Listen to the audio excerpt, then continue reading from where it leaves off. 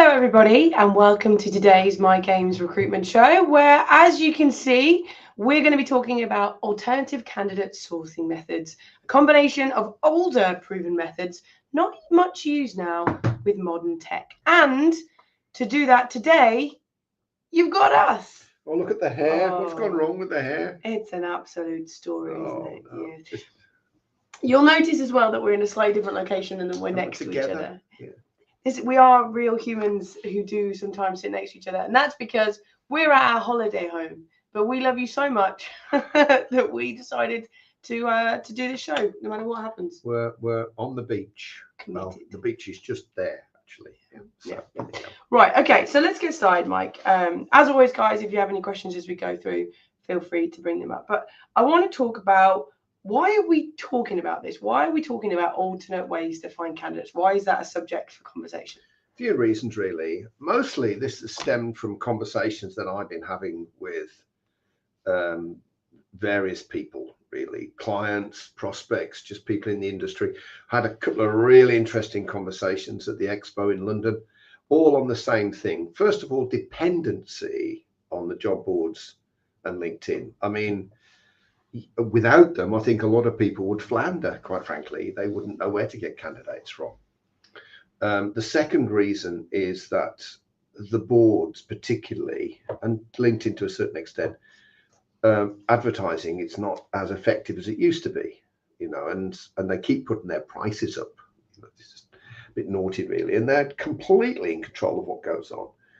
And also, I think that there is a need, really, to get out of the red water. So by that I mean, if you go to the job boards or LinkedIn, or you advertise in those places, the people that respond are the people looking for a job or about to start looking for a job, which is about 20% of the workforce, and everybody's going for them because they're the people who are responding to the adverts. And if you send them a message, they're more likely to respond because they're looking for a job.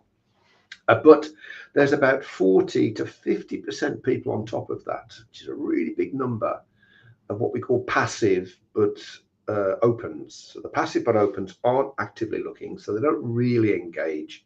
You can write whatever advert you like, but if they don't read them, it's like it doesn't exist, and they don't read them, it's not really interested.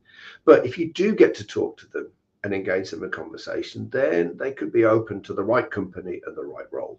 Passive but opens.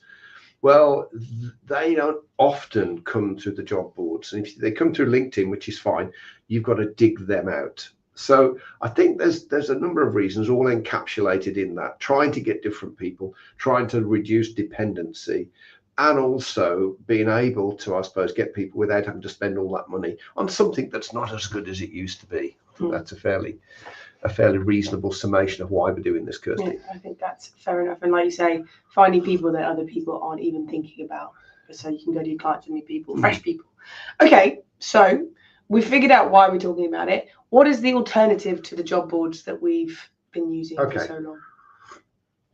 Well, before I do this, let me just say this, right? If you're looking for tips and hints that you can use right out of the box, you're going to be disappointed. You might as well leave right now, save yourself a bother of tuning in for the next 45 minutes, because I don't want people to be disappointed, Kirsty. Fair, manage expectations. Right? What I'm going to talk to you about works.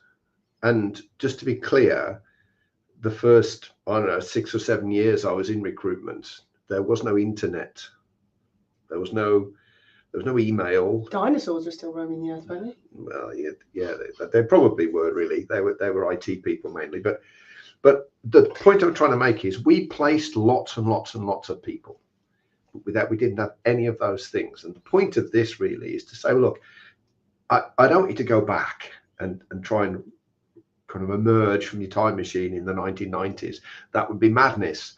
But I think a little bit of what we did then, combined, as Kirsty said earlier, with some of the stuff that you've got now, which is awesome. By the way, I love tech. What do I love? Tech. I love me a bit of tech. And I'm not even talking about the leading edge stuff, because we've got Vanessa Ra on the show in I think in about month and a half, something like that, I can't remember. And she's going to talk about using these modern AI tools to find people. So I'm not going to get down that rabbit hole. I'm just going to talk about tech that we all know about and all use, right? And I will be mentioning LinkedIn in that as well, by the way, because you can't afford it. I know. But the point I'm trying to make is what we're trying to do is to say, well, okay, let's look at this sourcing issue as if the job boards and LinkedIn didn't exist. So of course you can still use it, it's absolutely fine. But suppose it didn't exist, what can we do? And then start to think about, well, if we combine these methods with the new technology, what could we do then? Can the magic happen? I think it can, can't it? I think so. So that's the deal. Right. So the point of saying all of that is you're looking at something that you need to think about and make decisions on, not quick tips and hints. Although there might be one or two in those as well, actually, but it's not the flavour. Sprinkled in. Yeah. So it's not the flavour of the session, really. Yeah. Okay. All right. So that makes sense to me, Mike. So we're kind of, in order to innovate, we're looking at the past instead of the future, which I like, which is a very good way of doing it. So I believe that you have a little story that can help sort of explain this. I do. I used to have this thing when I was doing new business. You know, if you approach a potential client and you really want them as a client, because they've got the kind of people that you want. They pay the money. They got the kind of vacancies that you can fill. I mean, I really wanted them. And I used to have this thing to say, look, if there's no way in, like, no, Mike, we've got an A list and a B list. You're not on it. We're not interested. Go and die, right? Then one of my approaches would be, give me your hardest vacancy. Give me the vacancy that everybody else has tried and failed and given up and moved on to the next thing. Give me that vacancy. That's all I want. Because I'll prove what I can do on that vacancy. Quite frankly, if you're good at resourcing, as we were, it's actually a really cool way to open up a client, because everybody has those vacancies that are hard to fill, right? Because occasionally some obscure one comes up. And I was going after them, and I would keep reinforcing that's what I wanted. And I would say probably 10% of our bigger clients came from that route, I would suggest, because sooner or later they think, I'll go give it a go, but you have to find someone then, right? So I'm going to share with you an instance. This is a real story. I've cleaned it up a little bit just in case some people who are still around, that would be mentioned in this. Yeah, watch the show. I'm sure they don't. Of course they do.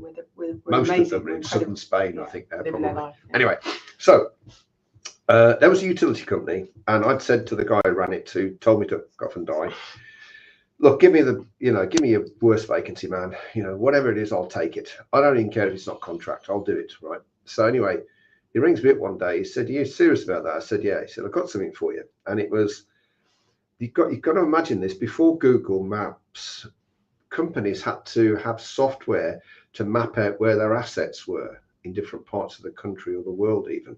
And there were bits of software that did that, software packages that you could do it. And they're very specialist, right? And he said, well, we've got one of these packages. He told me the name. I'd never heard of it in a million years. He said, we need somebody now to head up that team because the person has left. Basically, there's no one in the team at all. It's empty. There's only one person and he's gone. Okay.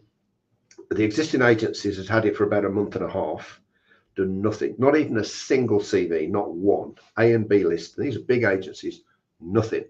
So this is building up the excitement. I know, yeah, I can feel the tension rising. Yeah, because I'm thinking, what have I done here? Well, we'll give it a go. So he told me the name. So the first thing I did is look on our register, which you would now say is database, is look on the database to see if it got anyone with that skill, like nobody.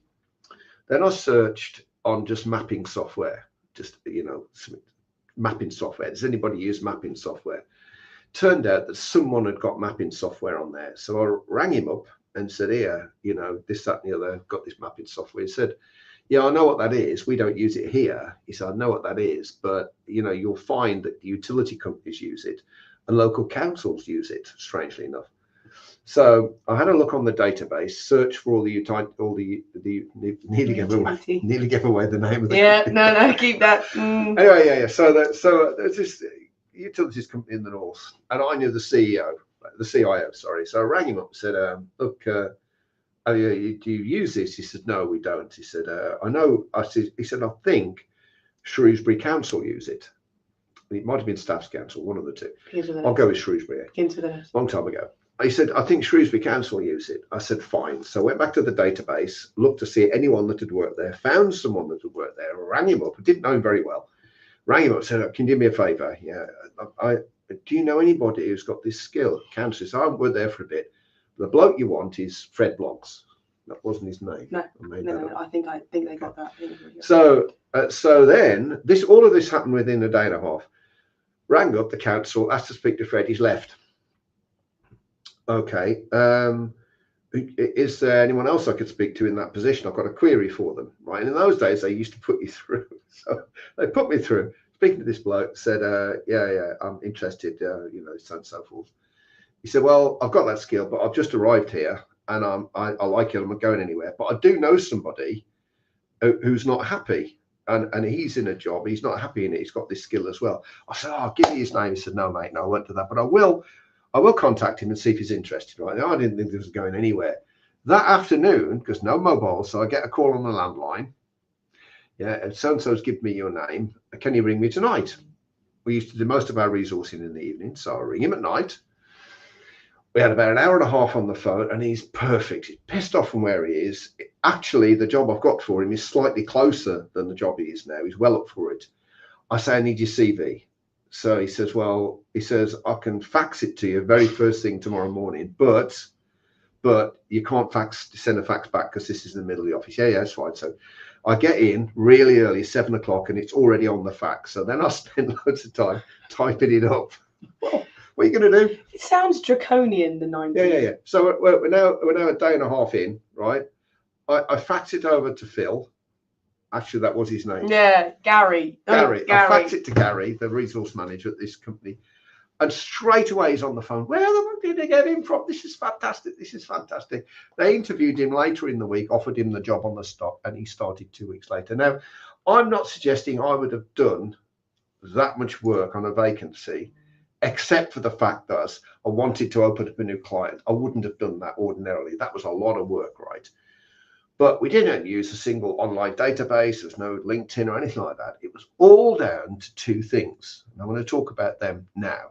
It's down to the quality of our register and the strength of my network, right? And I want to talk about both of those things and some other things as well, because I'm going to encapsulate what we've done basically in 5 different rules or activities, right? So if you want to move away from the boards, or if you want to move away from LinkedIn, not necessarily give up on them, I'm not saying that, but if you want to lessen your dependency, how about that? I like that.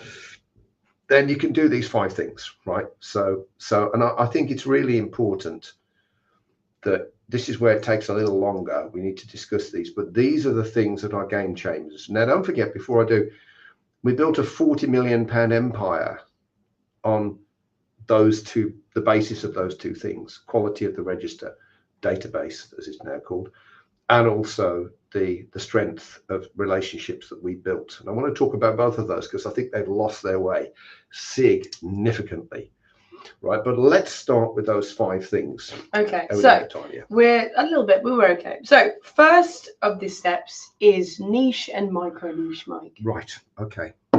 We talked about niching and micro niching quite a lot. You can't do what I'm about to do now if you accept any old vacancy from anybody. Well, you can, but man, it's going to be hard. I don't think you make any money if you do that. So a niche simply means, look, we work in this space, right? A micro niche is, but we really specialize in these types of people. And my view, and you can do this differently, but my view, the niche is sort of the sector and the type of companies that you work with. And then the micro niche is roles. You don't have to do it that way. You can micro niche on, if you're in software or packages or something, on technology or whatever. But if you go, so I work in this space and I just do these 3 roles.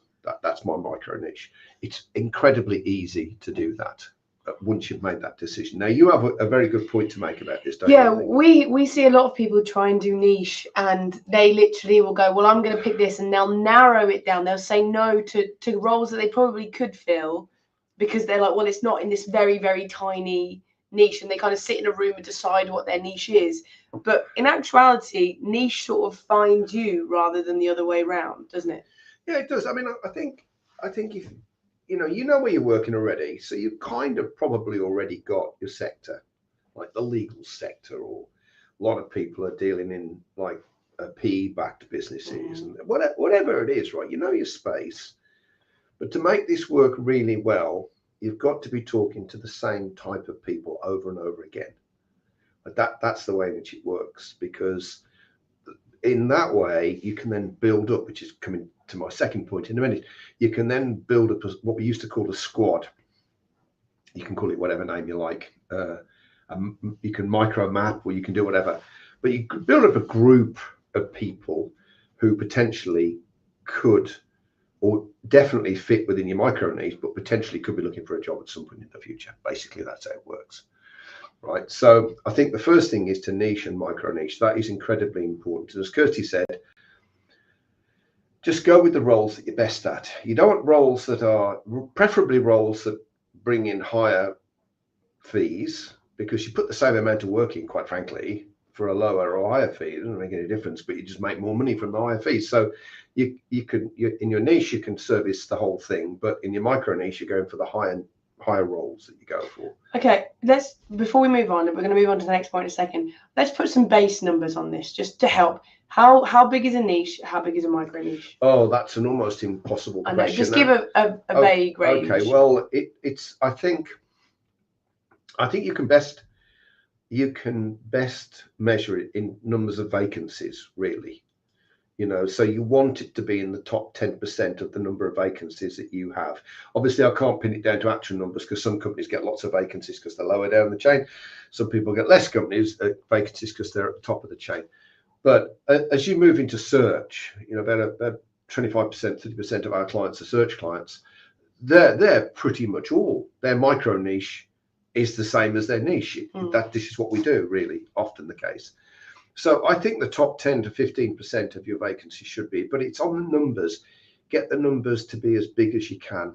Really, if you can get the fees to be in 5 figures as a minimum, I think you're there or thereabouts. That would be a good suggestion, I think. Okay, fair enough. Okay, let's move on to this next point now, which is about growing your database. Well, take a step back on the database. So I don't know whether I should call it database or register, really. I think most people call it a database. Maybe you can do both, but we'll move forward with database. Database, register, pick which one you like. Okay, so back in the day, little history lesson again here, companies were often valued on the size of their database. So that was a thing. So before LinkedIn, where everybody can get access to everybody, your register, your database was like massively powerful, and people would brag about the number of people they got on their database. You know, got 200, 300 in this scale, or 300, 1,000 or 10,000 or 100,000. Some of the bigger agencies would brag. And that was like not only you know, a pissing contest. Yeah, but it was. Yeah. It was also the value, and you would put false names on your register, right, your database of people, with your telephone number on, so that if someone stole the register and they rang you up, right, with this false name, the only way they could have got that person was if they'd stolen. Yeah, because people were so obsessed with the quality. But what the follow-on from that was that the quality of these registers was outstanding. You know, my last company I worked at before I set my business up, we had a team of girls whose job it was just to keep the register up to date, keep the database up to date. That was their job. So they're all contract in this case, not perm, slightly different from perm. Come back to that in a minute. But they would ring up to see when you're coming available, got this date, when you're coming available. And they wouldn't bother to take CV details. They'd say, have you been working on anything new? And they would update it there and then, right? So it's not about faxing your CV, because that's what you'd have to do. No, they just did it there and then. So that the quality and the integrity of the database was massively important. And that was our first port of call. Well, there was nowhere else to go, really. There was nowhere else to look. If you wanted, I've got to tell you this will make you die, right? So if you'd given me a vacancy on a Thursday, contract vacancy, and I couldn't find anybody for it, I could advertise it in Datalink or Computing or Computer Weekly, which went out weekly, but I couldn't put that in until the Monday. Or I waited 2 weeks and put it into Freelance Informer, which was just for freelancers, and I've missed it, so I've got to wait another 2 weeks now before I get it in to get my advert in. And then the CVs would start coming in the post or fax or coming in, this, that, and the other. I mean, it would take weeks sometimes. So how are people supposed to do it now?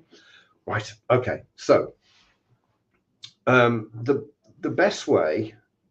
Right. So let me take a step back. The reason we did, and this comes to the network really, the networking piece. The best way to grow a network is to follow two very important rules, and there are more than two rules for real networking. I know that, but these are the two.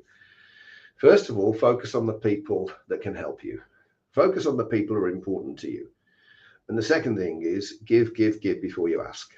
Right. So too many people are drawing on their network when they're not even in the black. So immediately they go in the red, and people aren't really that disposed to help you if you've not helped them first, right?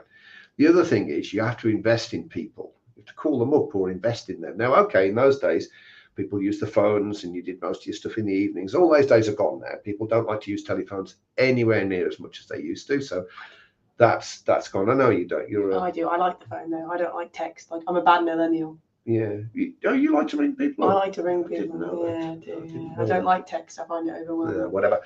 But the point is that this concept of building a real network, that's why I was successful with that obscure piece of mapping software, is people wanted to help me. I rang them up and they wanted to help me.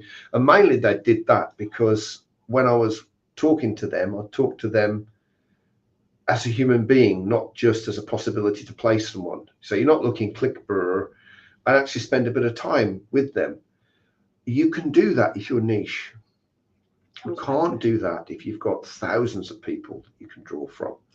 But if you draw it in, if your micro niche means that it's less, you can add more to those people. So, for example, one of the ways that we would take is we would take someone from a company, and then when we place them, and not until we had placed them, usually involving beer and curry, not always. We would, and I'm going to paraphrase this. Have you got any mates in the place where you worked from that are like you? This is how I was recruited in a pub. Someone handed me the name of someone called Mike Sparks and said, you should ring this bloke. And I didn't know that the bloke that gave me his number was going to get a little kickback as well. I got about 30 quid or something, but in those days. But the point was that once you'd had a really good experience with someone, and this is so important, we made the candidate experience or the contract experience outstanding, not just efficient, but pleasurable and fun. And we went out of our way to make people feel good about themselves, to make people feel special and important and appreciated, massively so. If you do that with people and they feel like that, they are very predisposed to help you. So one classic case was we took someone from British Coal. I can talk about them because they're gone now. We took someone from British Coal. We hired him. As soon as he was in, he gave us another 6 people, his entire team. We took them all, every single one of them. I had a call from another case, was British Gas up in Newcastle. Had a contractor working up there, just one. And I flew up to see him. He brought out all of his team that were not through me. They're all contractors, they're not through me. I then spent the whole evening not buying curry. They wouldn't let me buy curry or beer. They did it because I'd flown up there. Within 12 months, I'd placed every single one of those people. So again, I don't expect you to do this. And for permanent, it is a little different, right? But the better you make people feel about themselves, when you do ask for a favor, do you know anybody else in wherever you've come from who do you think could be looking to move? You're much more likely to get a positive answer. Yeah. The vast majority of our candidates originally ended up on our register, on our database, from a relationship. That's where they came from. I think the key thing is 2 things I kind of want to pull out there. Is number one is if you're working in a niche, people tend to know each other in that niche, whether it be community boards or they meet up or they just know because they've worked at locations, particularly at the same time. They do tend to know each other within a niche. So the niche comes in again. And also, this is important, whether it's a candidate or a client-led market, because whilst there may be lots of candidates, there's never enough good candidates. And if you're doing it this way, no matter what the market's like, if you have good candidates, life is going to be easier for you. So I very much like this. It is, yeah. Just want to stress we do have to move on. So I know. I just want to stress this one last point. We've just gone over. I think I went over it too quick. the single biggest secret to your success is to make people feel that they owe you one, only because you've done a good job for them. I mean, they don't owe you one because you're going to make a fee out of them, right? But they feel that way because of the way in which you treated them, the way in which you looked after them, and you kept your promises. You called when you said you were going to call. You did everything you should have done. It's the definition of professionalism, and made them feel like a human being, not just a source of money. And also, weirdly, they're the people that will open up new clients for you by a weird twist of fate, because they feel they want to help you. And if you think about your own experiences, if someone's done something for you, you know, maybe, I don't know, you took your car to a car mechanic or something, and they did a really good job and looked after you and went the extra mile, you're only too happy. In fact, it's a human desire to want to then say, oh, well, I've got this great mechanic, why don't I pass you over? So I think this is just drawing on the way in which human beings naturally are. The trouble is, the service that most recruiters provide is just work a day. Yeah. Well, a lot of people don't have a lot of time, do they? You know, I know that because they're dealing with too much. Yeah. There's too much. If you do less, you can do more of it. Exactly. Right. So I understand that. I get it. All right. So we've figured out niche is important and micro niches. We've talked about growing your database and register. Do you want to talk about nurturing your database? We kind of touched on it, but let's kind of pull it out. Okay. So yeah, that is the nurturing of the database really is, I think, is just sort of what we've just covered. It's thinking of the database as a valuable asset to your company. It's where you would go first. It's bringing in people, not just who are looking, you know, those 20% actively looking, the red water, as we would call it. Everyone's fighting for those people. It's more focused on bringing in those people who are passive but open. And that's where I think things like modern technology, like LinkedIn, can help, because you can find people who've got those skills. They're not actively looking. And in fact, we had, who did we have? Greg Elton, wasn't it? A couple of weeks ago. He targeted them specifically, just like, I know you're not ready yet, but I work in your space. My micro niche is what you do. And you can check that out online and on LinkedIn. You can see what I'm telling you is true. I just want to start a relationship with you. But as soon as they're on the register, then, and I'm going to come to the new tech in a minute, because there's something we can do with this now, specifically with Perm, that you couldn't do back in the day with technology. But once they're registered, then you know that they're the kind of people that you want to place. Then it's just a matter of time. You know, people will happen. Things will change for you, and people will want to look for a new job. And if you're the person that's put the effort in for them, they're more likely to come for you. Or if you go to them, and I'm going to teach you how you can shortcut this in a second with the thing called self-selection, then they're going to be the source of your future wealth. Okay. All right. Fantastic. So, Mike, before we move on to our next point, which is also my favorite point, you wanted to do a little message for people, didn't you? Yes. Well, I'm the sponsor of the show. Yes, we are. You know, on time. We are. Definitely. Okay. Let's bring this up. So, I just wanted to share with you, because we're launching something new, as you know, our communities, and we have 3 levels of community. Let me just get the cursor here. Right, there we go. So the top level community is our paid up clients. These are the people that buy stuff off us. They're our most important people, just because they buy from us. They're clients. Yeah. What are you going to do? We love them. We love them. They love us, right? And I'm not going to talk about this. Isn't a promotion of what we do, but we have that group of people that bought into what we want to do, want to take it further. Clearly, they get the best content. Obviously, they do, because they're paying for it. Then we have you guys right now, free and open access to content. The Mike Games Recruitment Show. Take from us. Take from us. It's yours. And the Recruitment Bracer, which is my newsletter, which we put free stuff in as well, right? So you don't, I suppose you have to be registered for the newsletter, but you don't actually. You can just go read it. You can just find it, yeah. Just read it if you want to, right? So, but it's there. But we are now, and I've mentioned this before, but we're getting around to the launch now, launching some new free, still free, we don't charge for this, and we'll never charge for this, subscription only access. And that's going to be in our new newsletter, which is going out. And we're just creating an online resources section of our site, which you have to use the same logon for the newsletter. You use exactly the same login and password to get to the free resources. So what we have here, I think our free open access content is very good. I think so too, but we would, wouldn't we? We would. Yeah, we do. Yeah. We do. It's not as good as our paid up content, obviously, because that's where we make our money.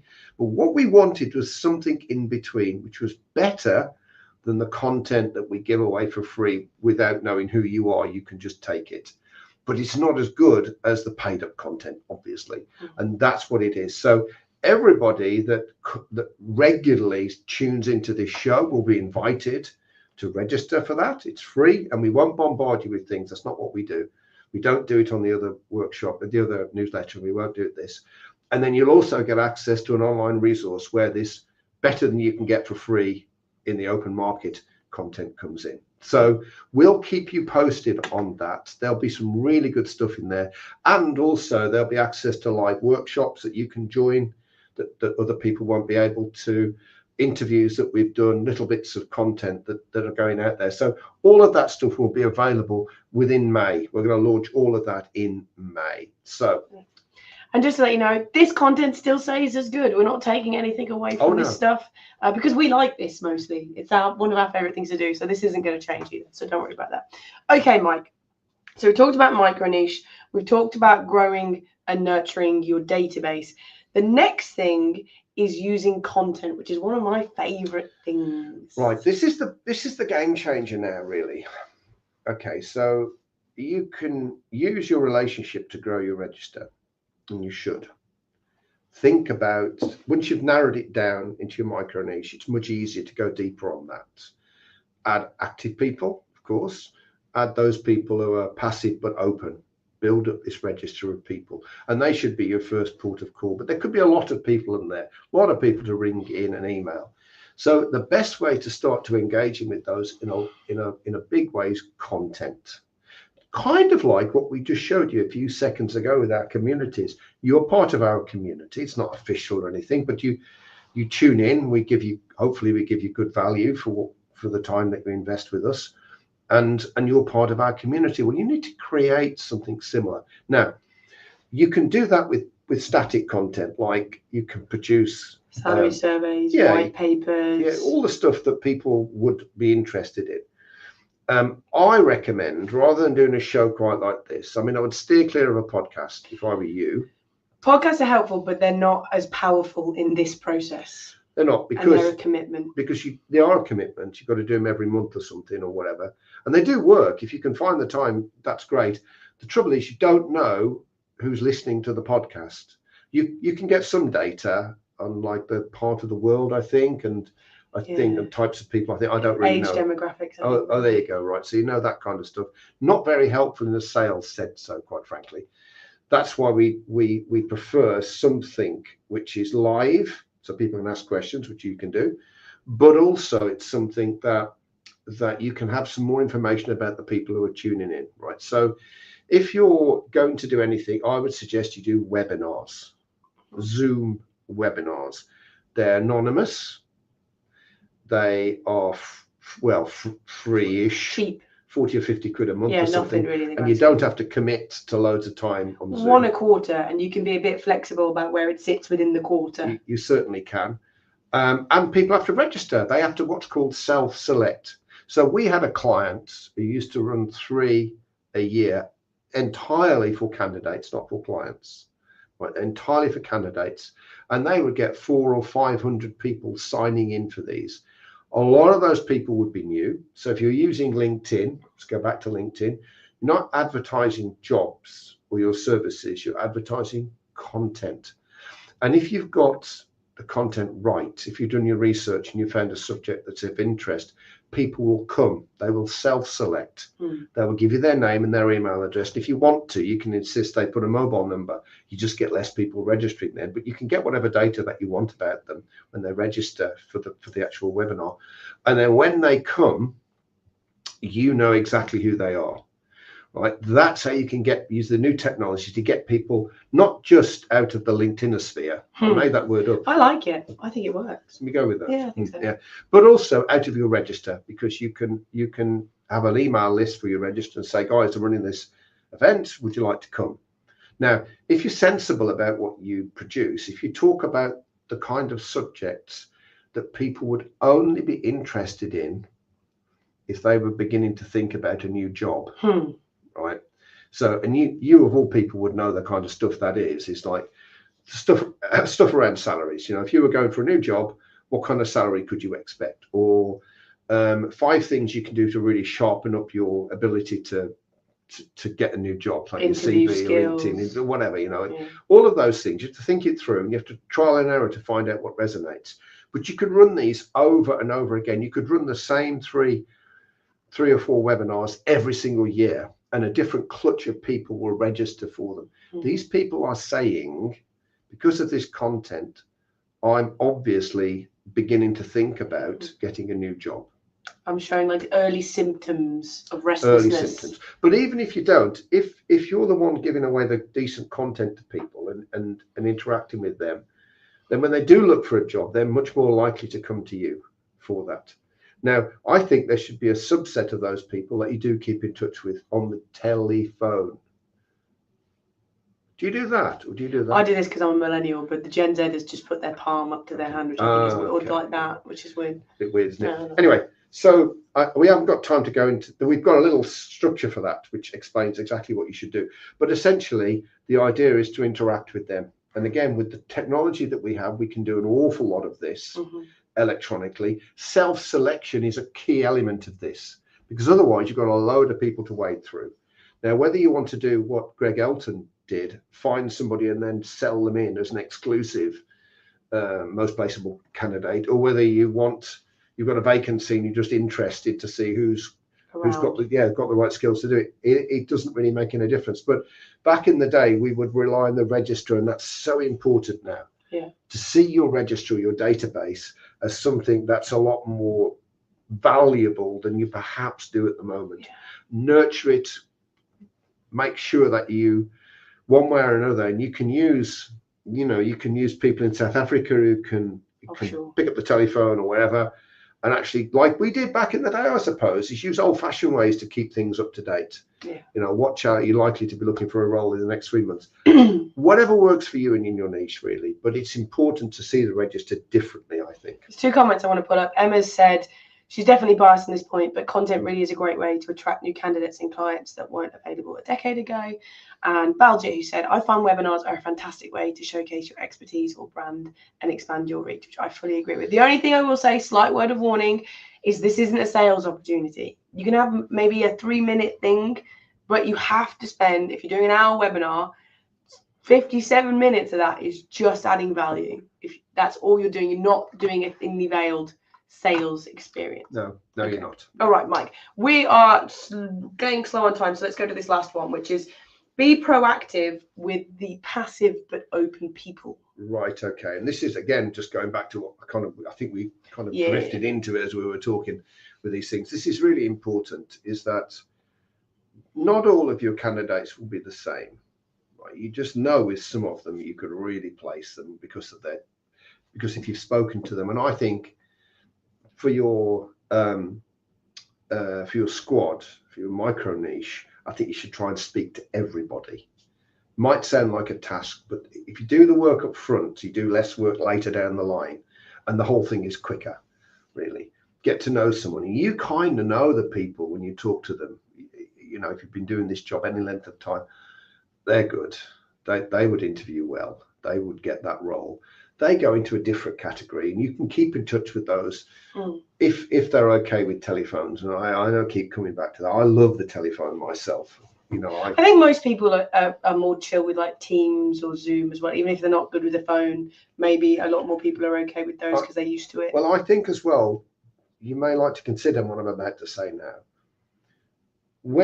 So we rang people in the evening. So you would basically work until 5 o'clock and then go home and have your tea and then get on the phone until anything up to 9 o'clock. It was accepted. That was okay, right?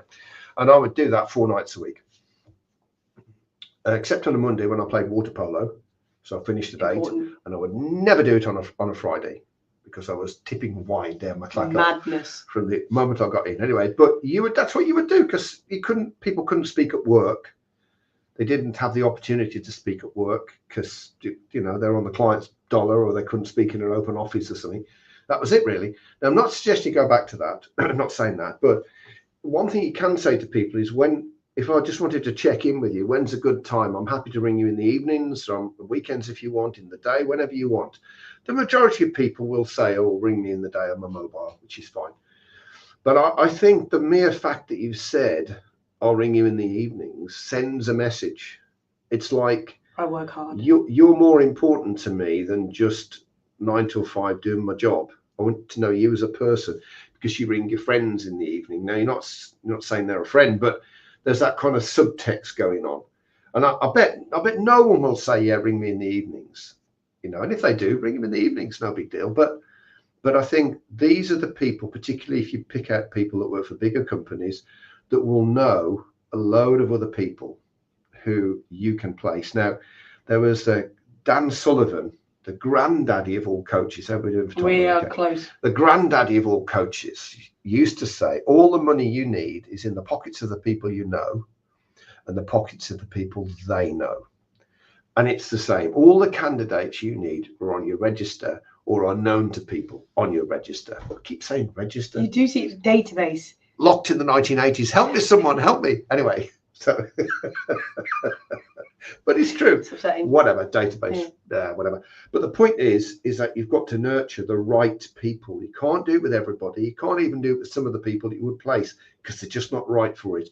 You just need a subset of people that will engage with you because they're the people that will bring with them people that they know. Yeah.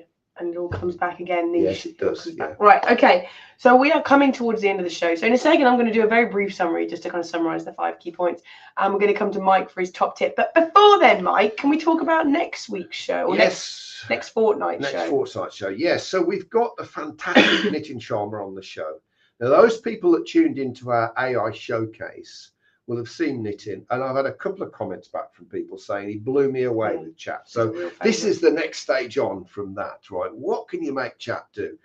If you go, I think Kirsty will put a link into the comments on this page, as well as we will tell everybody else as well.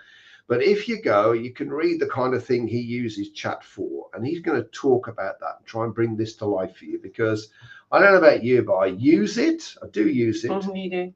I'm coming to the end of my time now, so I'm not that bothered, truth be told. But let's be honest, it's for youngsters. Yeah. Anyway, but you can make this bloody tool sing, and Nitin's going to come on and talk about it. I'm very keen on the show. Actually, it's going to be great. And we just love Nitin as well.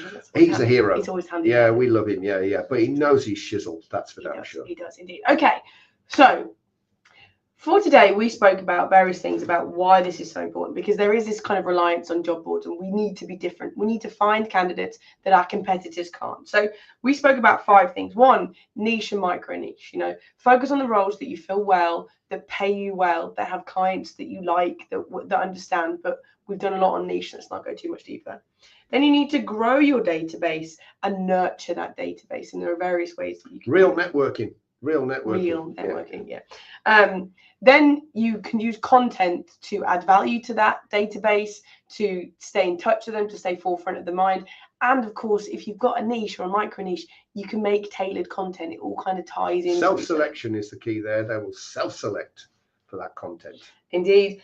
And then you need to be proactive with them. You need to be proactive with people. Don't just sit and wait for them to come to you.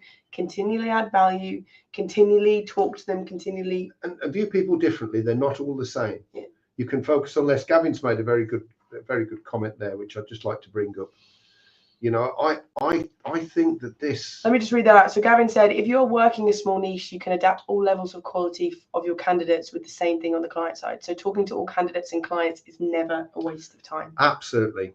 Gavin's an old boy like me. Well, he's not as old. He's not as old as you. He's not. No one's as old as me. Oh dear God, no. But he makes a good point. And I think the trouble is we either don't do enough of it or we try and do it to everybody, and that neither of those is going to work for you. No. Okay. All right, Mike. So we've obviously talked about a lot today, but if people were thinking like, I want to think outside the box. I want to be different to my competitors. I want to find candidates that other people can't. What's the first thing that you should think that they should do? All of those things I just said. Yeah. First thing I said. Okay. I think you need to change the way in which you value your database. I think as opposed to an also ran, or we might look at it, or it's never very good, so we don't go there. I think you need to make it integral. In other words, high quality.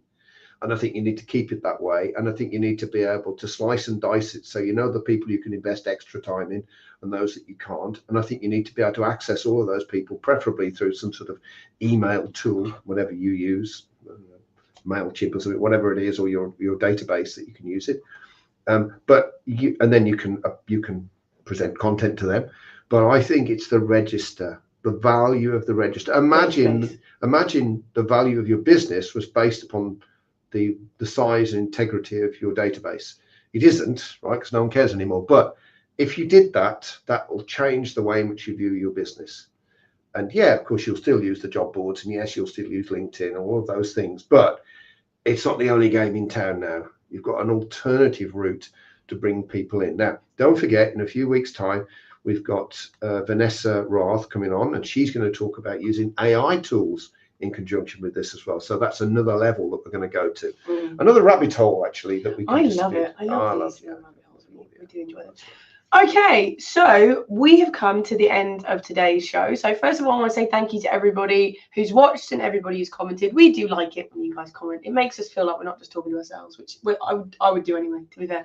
A thank you to Mike for being our knowledge giver today. Shall we show them quickly? Yeah, do you want to see what we're about to go into after we've finished? Oh, it's very bright, but there it is. There's the sea. That there, I think you'll find, is Cardigan Bay. Actually. She's very happy. Yeah. It's very bright. It doesn't look quite as bright out there as it does here. But I want to say thank you once again to everybody for watching, and we will see you in 2 weeks. Can we do the guns? I'd rather you didn't. Okay.